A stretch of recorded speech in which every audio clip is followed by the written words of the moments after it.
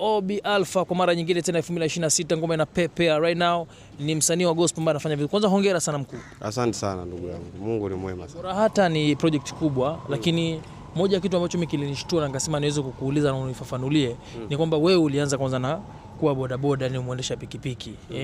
Ni kweli katika hili? Ya, ni kweli kabisa. Okay, kabisa. Mwaka 2022 ndio mwaka ambao nilikuja Dar es Salaam kuja kupambana. Na nilifanya mambo mengi hapo katika upambanaji. Kwa hiyo moja kati ya jambo ambalo nadhani watu wengi ndo nadhani walikuwa hata wanabisha zamani ni kuwaambia kuwa nilikuwa bodaboda. Nadhani kwa sababu watu wanaangalia sasa hivi Obi Alpha yuko sehemu gani, wanashindwa kungamua kuwa ni sehemu gani ametoka. Kwa hiyo bodaboda ni moja tu kati ya kitu. Na bodaboda mimi kwangu ilikuwa ni kama kitu cha ukombozi, yani ilikuwa ni kazi kubwa kuliko hizo ambazo nilikuwa ninazifanya mwanzo. Kwa hiyo za mwanzo mimi niliuza pweza, nilitembeza mafuta walikuwa wanasema ya mnyonyo sijui hivi mikononi. Nilikuwa natembeza kutoka Mbezi kule mpaka kuna kipindi nilitembea kutoka Mbezi mwisho mpaka Mbezi shule, kwa ambao wanapafahamu hicho kipande ni kirefu sana. Napita madukani, bwana anauza mafuta, sijui anafanya nywele zinakuwa nyeusi namna gani vipi natural. Mimi mwenyewe hapo kiliangalia hicho kipindi nywele zangu ni nyekundu yani. Kwa hiyo kazi nyingi sana nimezifanya, nimechanganya zege pia Kigamboni kule. Unaona, nimewahi kuuza genge. Kuna sehemu moja hivi kama unaenda ukitoka Mbezi, unapita Mbezi Makonde pale, unapandisha kule juu kuna ukumbi mmoja kule. Ile njia ile nimeshawahi kufungua genge pale. Kwa hiyo bodaboda mimi kwangu hakikuwa kitu kibaya. Yaani ilikuwa ndo njia ambayo nasema sasa hapa nimetoboa sasa. Okay. Kabisa. So wazo la kuimba lilianza wakati unafanya hizo shughuli zote au ilikuja tu bimvu? Kwa sababu si unajua tena harakati za mjini hapa. Okay. Mimi kuimba nimetoka huko mkoani kwetu Mbeya nikiwa ni muimbaji tayari, na bodaboda kimsingi mpaka nafikia kwenye kuendesha bodaboda nilikuwa tayari kwenye muziki nishakata tamaa kabisa, kwa sababu nishafanya jitihada kubwa, lakini pia nilikuwa ninaona muziki unahitaji investment kubwa na mimi hiyo investment nilikuwa sina. Kwa hiyo nilikuwa nimekata tamaa na nikasema nitaanza kwanza kuendesha bodaboda, alafu baadaye nije nimiliki hiyo bodaboda yenyewe, kwa sababu hiyo bodaboda ilikuwa ya mkopo. Kwa hiyo nije niimiliki. Ndoto yangu ya kwanza ilikuwa ni kuimiliki ile bodaboda yenyewe, lakini pia ya pili ilikuwa ni toke kwenye bodaboda nije kuwa dereva bajaji. Kwa hiyo nikiwa kwenye dereva bajaji nijua pale ninaweza angalau nikawa na jimeki, labda hata kwa mwezi naweza nikafanya hata nikapata hata hela ya kurekodi hata wimbo mmoja. Lakini hicho kipindi ambacho naendesha bodaboda ndo Mungu akainua watu ambao walikuwa wanabarikiwa kwenye hicho kipindi, kwa sababu nilitoa wimbo wa mwisho ambao mimi nilikuwa nasema sasa huu ndo wa mwisho, na kuanzia hapa ninaanza rasmi kuwa mfanyabiashara wa mambo mengine, najiachisha kabisa na mambo ya muziki. Na ule wimbo ambao mimi nilisema ndo wa mwisho ndo huo ambao ukaleta watu ambao wakaja kunisupport na tunasupportiana mpaka ile kabisa. So mkakati umekaa vipi sasa kwa mwaka 2026 kwa upande wako? Mwaka 2026 ni mwaka ambao watu watarajia kumuona Obi Alpha akiendelea kumtumikia Mungu kwa nguvu zaidi, kwa sababu nimemuona akifanya vitu kwenye maisha yangu. Kwa hiyo sitapuuzia yale ambayo ameyafanya maishani mwangu, wala sitachukulia poa. Kwa ile nguvu ambayo nilikuwa nimeifanya mwaka jana, mwaka huu nitaifanya zaidi. Na ndio maana nimeanza mwaka tu na album ya nyimbo 20 ambazo ni nyimbo 18, lakini moja kati ya zile nyimbo 18 moja tumeitolea acoustic yake inaitwa Jerusalem. Lakini pia kuna wimbo ambao tuliutoa mwaka jana mwishoni, kwa na wenyewe tumeuweka kwenye album pia. Kwa unaweza kaona mwaka unavyoanza tu mimi nimeamua kuanza na album, lakini ndoto yangu kubwa mwaka huu ni kutoa nyimbo 20. Nyimbo 40. Yaani namuomba sana Mungu nifikishe nyimbo 40 mwaka huu. Kwa hiyo nimeanza na hizi 18, lakini mpaka mwaka unaisha ninamuomba sana Mungu kwa anipe nguvu na uwezo wa kutoa hizo nyimbo 40 ambazo zitaenda kuwabariki watu wake.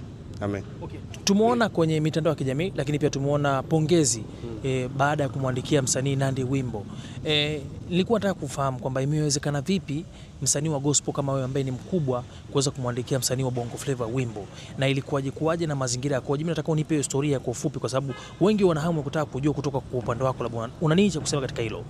Okay, kwanza kabisa mimi ninapenda sana nikimuona Nandy anaimba gospel. Nimeshawahi kusikia nyimbo zake kama 2-3 hivi. Na watu ambacho hawakijui ni kuwa mimi ile swala nilimuhusisha hadi babangu wa kiroho kuhusiana na swala la Nandy. Na Nandy tumeanza kuwasiliana toka mwaka juzi nadhani. Kwa hiyo toka mwaka juzi you can imagine, toka mwaka majuzi, toka mwaka 2023.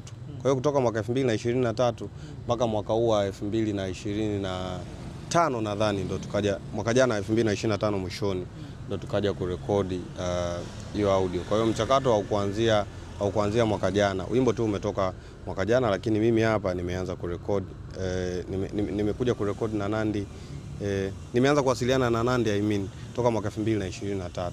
Na yeye alinitafuta akiwa anatamani tufanye remix ya wimbo wa Bora Kushukuru. Kwa hiyo kwa kipindi kile ilikuwa ngumu kidogo kutokana na ratiba zangu, nadhani na ratiba zake pia, kwa hiyo ilichukua mchakato mgumu kidogo. Kwa hiyo mwaka 2025 akanitafuta tena, akaniambia kwa sababu ya kipindi fulani ambacho tulikuwa tumekipitia hapo nyuma kama taifa, akasema anatamani atoe wimbo wa Injili, wimbo wa gospel ambao utaenda kuwafariji watu. Na mimi moja kwa moja, kwa sababu maandiko yananiambia shukuruni kwa kila jambo, kwa maana hayo ndio mapenzi yake Bwana Mungu kwenu ninyi.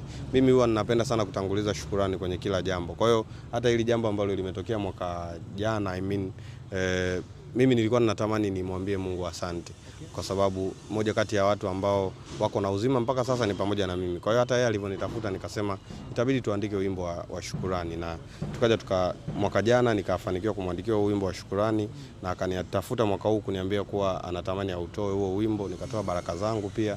Kwa hiyo ameutoa wimbo, umekuwa mkubwa. Ninazidi kumpongeza kwa jitihada zake, lakini pia ninatamani, ni shauku yangu kubwa sana kumwona Nandy akimtumikia Mungu kupitia nyimbo za Injili. Hata yeye mwenyewe nilimwambia hilo. Je, alikulipa fedha? Kuhusiana na hilo, nadhani kitu kikubwa zaidi kilikuwa ni kwanza huduma, kwa sababu mimi ninafanya huduma ya Mungu. Kwa hiyo kuhusiana na masuala sijui ya fedha na vitu vingine vyote mimi sijakiangalia sana, na kama vilikuwepo moja kati kwenye makubaliano, sio kitu kizuri sana kukitaja kwenye public. Nadhani tulichoongea mimi na yeye kinajitosheleza zaidi, na ndio maana mmeona wimbo umetoka. Amina kabisa.